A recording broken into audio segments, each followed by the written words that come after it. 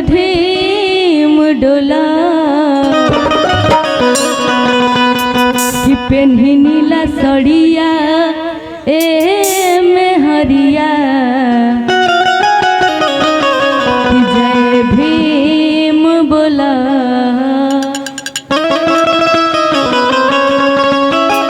बड़ा ही अच्छा बा गाना, अब बहुत ही ट्रेंडिंग में चला था। आजकल के लोग मान ला कि उस समय के बात हरि भजन भैया बता देनी हो, अब हमनी के समय के लड़का लड़की का जाना तरस एकरा खातिर के है कि नचे मोहम जादे तू धीम धीम डोला, नचो मोहम जादे तू धीम धीम डोला कि पेन्ही नीला सड़िया ए में हरिया जय भीम बोला।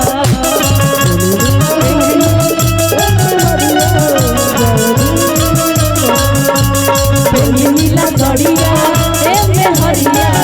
जय भीम बोला।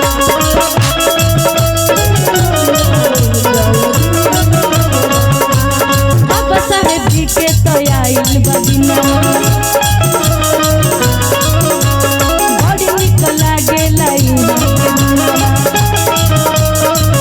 बाबा साहेब जी के तो आइल बदिना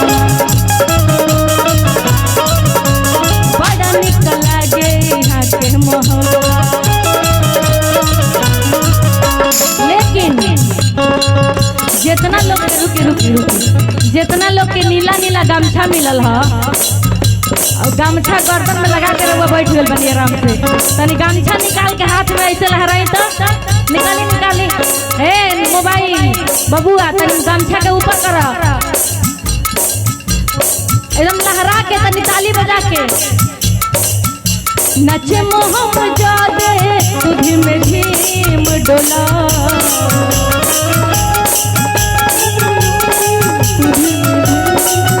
नचे मोहम जादे तू धीम धीम डोला कि पेन्ही नीला सड़िया ए में हरिया जय भीम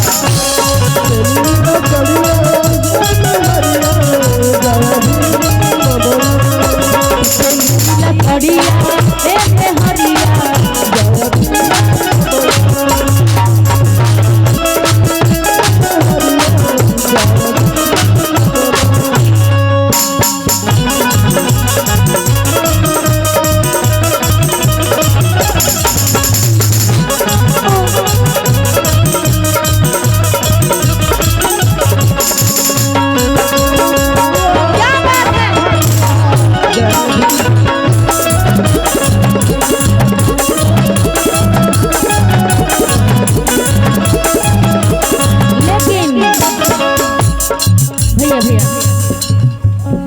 कि बड़ा निक लागे